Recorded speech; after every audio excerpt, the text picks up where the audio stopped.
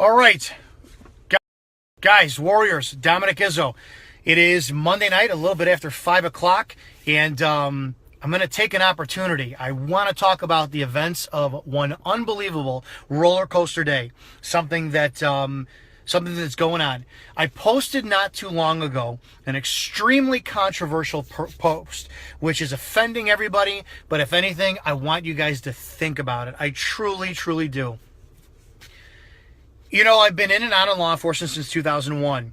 I've admitted it all the time. I'm a problem child. I'm an idealist. I always think about the true nature of law enforcement. I didn't take this job for a paycheck. I took this job to complete me. I truly believe that the greatest aspect of being a cop is to be able to better yourself as a human being. Period. That's the only reason anybody should ever want to be a cop. Because the more you help other people, the more you're able to help who you are grow. And we have to give back. You know, community, we have to be a part of them. That said, a lot of people were pissed off and offended and did not understand and comprehend what the hell I was saying in my last post. One of my posts earlier today was I sat there and I dwelled on the fact that I have part of a point system in my department, and I disagree with it to the nth degree. When you have three different types of officers. You got the new officers, you got the middle officers like me, and the guys who are getting ready to retire at the end. The guys who are getting ready to retire at the end, they take their times to calls. They milk stuff, as we call it. They're there for the paycheck. They're riding out a couple years. They're a wealth of experience, but they know better. The new guys, they're hot and gung-ho right off the bat. And I was. And when I came back at 37, 38, I was almost like a 40-year-old rookie all over again. So I was one of those new guys who had at it all the time, and I was arresting everything left and right. I knocked down more DUIs than my department had in 9 months than they had in 10 years with all their officers together. And I see how many more cops we've had killed in the last couple of days. How many more cops we've had killed in the last couple of days. And the bullshit of it is I took the blame on us, and I said that it's our fault. It's our fault as officers. And things that I want to address when I look at that post is, when I wrote that post, I thought of Blake Snyder. And I thought, how the hell could I ever look at his wife's face and say, we're at fault for your husband's death, for your husband being killed? And I thought of it more. And I thought, in some ripple of the pond way, all the arrests I did for bullshit little baggies of weed, for somebody, driving over the little yellow line, and then I went in their car, I smelled cannabis, and I took weed out, and the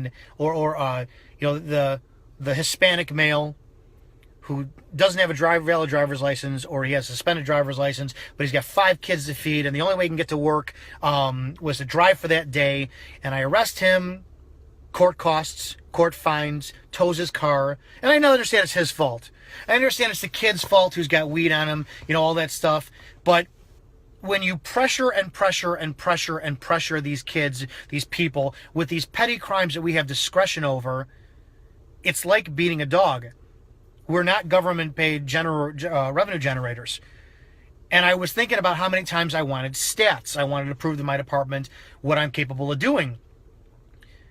And when you put together a point system, you have what happens like in my department, where you get an officer who's brand new and he's not accumulating his points, so he pulls someone over, and there's a friggin' little pill in the car, and that person gets arrested. And it's legal. It's 100% legal. It's a controlled substance. It wasn't her pill, but that person's now got a felony on their record. I can't live with that. I can't live with that in a day and age where I live like a king. I'm at one of the poorest paid departments out in my county, but I live like a king compared to these people who daily don't have a pot to piss in. They don't have any money. So many of them don't have jobs. They're all crammed 6, 7, 8 into a 2-bedroom house. This is not my job. This is not the job I signed up for. And I've been begging and pleading my department for months on Can we get education? Can we get training? How else can we solve this? Do we really want to arrest a drunk that's walking down the middle of the road at 2 o'clock in the morning when the state statute says we can't? And I'm so fed up with this. And I told you my time in law enforcement is very, very, very nearing the end. So when you're not heard, sometimes you got to demand that you're being heard. So when you have part of the problem and you can be part of the solution, I chose to do what in my heart I think is right. For every one of you out there, every one of you cops who goes out there and because of something I did in my last 16 years by arresting someone with heroin who probably had such a drug problem they didn't know what they were going to do, and jail and fines aren't going to be the answer, and if the court is only going to chew them up and spit them out, then why aren't we getting them help? Why aren't we? Why are we doing this opioid initiative now in our county, but for years it's been arrest. We've beaten the shit out of these people and fined them, and now you want to help people. Now these higher ups in our government are saying, no, we want people to come to you, the cops in the uniforms, who've you screwed over for years, and turn in their drugs and say, I will help you. Good luck with that. I didn't sign up for this job, swear this oath, and go to a town where I see people who have so far less than I do to harass these people, to stomp on their rights, to stop them at 2 o'clock in the morning if they're a gang member just to see where they're going, because there's not a fucking thing for them to do in that town other than walk around and clear their minds. So I demanded my chief's resignation today. I wrote down a very long list of reasons that unprofessionally I feel he's failing as a leader, as a police chief. And I can guarantee you this will be the end of my career. But understand something. I will fight until the day I'm dead for every patrol officer out there. Every patrol officer who does a job infinitely better than I do. And for all of you who are in my area who've never taken me seriously, Izzo's a joke, he's branding himself, he's trying to get attention. This is all done for you guys. For us. I have loved this job since I've taken it, but I've disagreed with the way that this has gone. And if we want change in this country, it has to start with us. We are public servants, not public punisher officers. Not revenue generators. And I can't sit by a second longer while new officers who receive no education are allowed to go out in the street and do unethical and immoral things while command staff justifies it by saying it's legal. So that's it. To clarify my last statement, if you don't understand the nature of law enforcement, how we have beaten these people over the years over and over again, and taken their money and not helped them and sent them to court, then I'm not doing this anymore. I will gladly accept being terminated because my ideal of a law enforcement officer is being there when people need us. Not stirring the pot when it's unwarranted because of a point system just to keep me off a midnight shift because I bidded for days, and that's the way for keeping me under the thumb for discipline. So that's it. I demanded my chief's resignation today. I refuse to work for someone whose thumb is not on the pulse of what the people in my town who don't have a pot to piss in depend on us as officers to do. That's it. A lot more coming, guys. I've done this for you. I told you, my time in law enforcement is very, very at its end rope. But I'm going out my way, and it's as a service to the people that I love more than anything in the world. So I will always be there to serve, and I will always, always, always be there for these unbelievable men and women who can't speak the truth because of their command staff out there. So for every one of you who thinks I'm out there for myself, branding, narcissism, all this, or how I take the blame of myself, this is how this code of silence works. This is how this blue line works, this blue wall works, is everybody doesn't want to sit there and call out the cops are out there because the damn command staff will just turn the other way. And they'll label you the problem like they labeled me the problem. I'll own my shit any day of the week. I'm the biggest mouth cop out there, and I'm damn well proud of it. So that's it, guys. I'll see you on the next video. And we'll take this a different direction. But you know what? Every cop out there, man, I have got your back.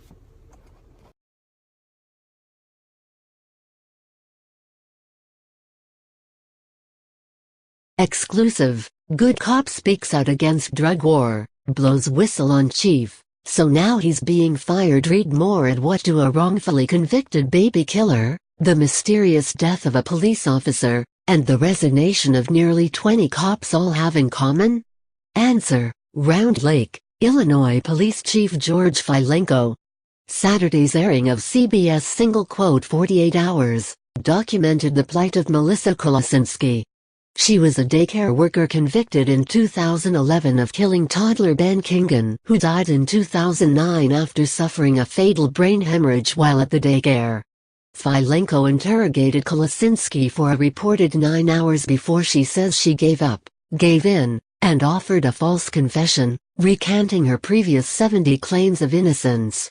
She's been fighting for her freedom ever since. She told 48 Hours she only made up the confession so the whole ordeal would be over and the aggressive man, Filenko, would leave her alone. "They were just continuously not believing me," she said, adding, "I was just ready to get away from these men." Despite the fact that little Ben had fallen a few months prior, that his head began to swell from average size to anencephalic above average size over the course of just a few weeks, indicating brain swelling, and that he had a habit of sleeping irregularly and banging his own head, Kolasinski was considered the prime suspect in his death. 3 pathologists, including the one whose report helped get Kolasinski convicted, all concluded, upon further review, there had indeed been a significant previous brain injury prior to the days leading up to his death. The acknowledgement of a previous injury was overlooked in Kolasinski's murder trial. Nonetheless, to date, Kolasinski, whom many believe to be an innocent victim of a brutal interrogation leading up to a false confession, sits behind bars, unable to get a new trial. Hers may be yet another instance in Lake County of a wrongful conviction which has led an innocent woman behind bars. Her attorney Kathleen Zellner addressed the phenomena. "They do not want to admit error, and they've got a half-dozen examples that have cost them millions and millions of dollars," she said of Lake County's wrongful conviction cases. But, what 48 Hours didn't do, the Free Thought Project will do: discuss the qualifications of the police interrogator to conduct Kolasinski's interview. Officer Dominic Izzo is a police officer with the Round Lake Police Department. He's also the president of the local police officers union. Izzo approached the Free Thought Project with the reason he believes Kolasinski is still behind bars. The police union president says her interrogator, Izzo's boss and chief of Round Lake Police Department, George Filenko, is incompetent. Image: http://thefreethoughtproject.com/wp-content/uploads/2016/12/izzo.jpg Izzo to Mink Izzo, Facebook https://www.facebook.com/Izzo. Dominic Izzo says Filenko never served as a B Cop before becoming chief of police, and should never have been allowed to be in the interview room with Kolasinski in the first place. Izzo says Filenko is a bully and operates his police department by threat and intimidation, blackballing, and steamrolling anyone who questions his authority, including Izzo, who used to be a welcome member of Filenko's inner circle. Izzo's problems with Chief Filenko were only intensified when he discovered that all of the police-issued body cameras in the department were set to record without stopping, even after the officers believed they had turned off the devices. The body cameras allegedly recorded officers going to the restroom, revealing their genitalia, and in compromising and intimate situations. According to the Chicago Tribune, Izzo said he discovered while reviewing video from his camera in May that it had continued to record even when it was off or in sleep mode. As a result, on June 23, 2016, he and 9 other officers filed a lawsuit against their own police department. The suit claims that the cameras recorded thousands of highly offensive and voyeuristic intrusions, including video that exposed officers' genitals and showed them engaging in private and personal acts, including using the bathroom and changing their clothes, the Chicago newspaper writes. The only 2 people with full administrative access to the video review system were Filenko and Deputy Chief Daniel Birch, who therefore knew about the unauthorized video, asserts the suit, the Tribune stated. Knowing the department was facing another potentially embarrassing situation, Izzo contended Birch began to delete any and all incriminating evidence.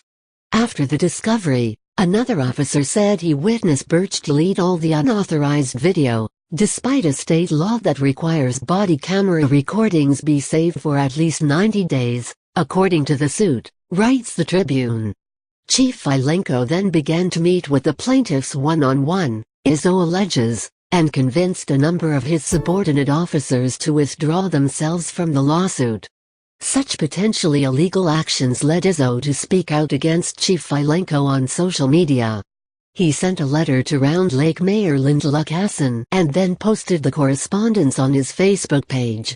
The police union president turned whistleblower made his case against Filenko to the mayor. As I have stated in written documents, there have been illegal activities, unethical and immoral behavior, bullying and threatening behavior within your department, he stated in the opening paragraph of his letter to Lukasson. He then laid out a number of accusations against Chief Filenko. Hostile work environment including threatening behavior, Izzo said Filenko routinely cusses out his officers in violation of the department's written code of conduct. Retaliation and suspension of officers involved in the federal lawsuit. Commander Tony Colon was suspended 2 days after the lawsuit on allegedly trumped-up charges. Officers John Shepard and Walter Rodriguez removed themselves from the lawsuit after meeting with Chief Filenko out of fear that their involvement with the lawsuit would hinder their lateral hires as they were attempting to get hired at other police departments. Christopher Valle also removed his name from the lawsuit after a private meeting with Chief Filenko due to his fear as a probationary officer for losing his job. Commander Hector Leap also removed himself from the federal lawsuit after he had been the recipient of threatening behavior and intimidation by Chief George Filenko on an ongoing basis. Izzo also alleges the chief used disciplinary action to go after Leap, charging him with looking at pornography on his police-issued cell phone, but wasn't charged after he dropped out of the lawsuit. Leap then was supposedly pressured to go after Izzo and get him to drop the lawsuit. Leap allegedly told Izzo, "It's in your best interest to drop out of the lawsuit. I don't know what they, Chief Filenko and Deputy Chief Birch, are going to do to you. I am going to do what I have to do to keep my job." Implied death threat. Izzo said the chief threatened to have him investigated by the FBI, and threatened him privately by implying an officer could easily be shot through a weak point in the police-issued bulletproof vests. Izzo wrote, Chief Filenko, while at the rear portion of 215 East Main Street, placed his left hand on my right shoulder and stated to me, "You know, it's just a matter of time before a cop gets shot here," as he shook my shoulder and smiled at me. I believe this to have been an indirect threatening statement towards myself or other officers for entering the federal lawsuit. Evidence tampering. Izzo contended the chief ordered the removal of the body cameras and the server which housed the footage from the body cameras. Mentally unstable. Izzo claimed the chief has mental health issues which must be addressed. Openly discussing sexual conduct and misconduct involving officers. The union president told TFTP that the deputy chief and a rookie officer were engaged in an affair which Chief Filenko discussed openly using foul language. Age discrimination. Izzo stated the department, under the direction of Filenko, went after a senior officer because he was considered too old to be on the force. National origin discrimination. Izzo stated the chief routinely made fun of another officer's Latino heritage.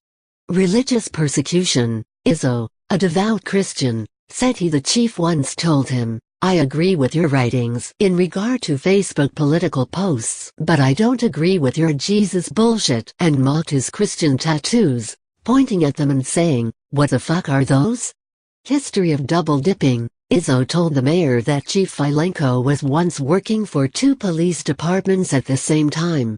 While working for the Lake County Sheriff's Office, Filenko was also employed as chief of police in Haynesville, Illinois, an action Izzo believes reveals his character of being unethical. After fellow Lake County officer Reed Jarkson blew the whistle on the double dipping, he too became the subject of increased scrutiny. and disciplinary action, which led to his termination from the force in 2002. Izzo says such retaliatory actions reveal Filenko had a history of going after anyone who dared to question his ethics. Filenko was appointed as the chief of police, even though he had only served as a police dispatcher and administrator, never a patrolman. Izzo wrote, "To date, there is no credible history of Chief Filenko having any direct patrol experience as that of a police officer, and was appointed to chief after being only a dispatcher and administrative commander." That last accusation is especially troublesome to Izzo. Traditionally, a police officer can only become a detective after serving several years on the police force as a patrolman, a beat cop. Many officers work a decade or more, receiving advanced training in police interrogations, and before being given the title of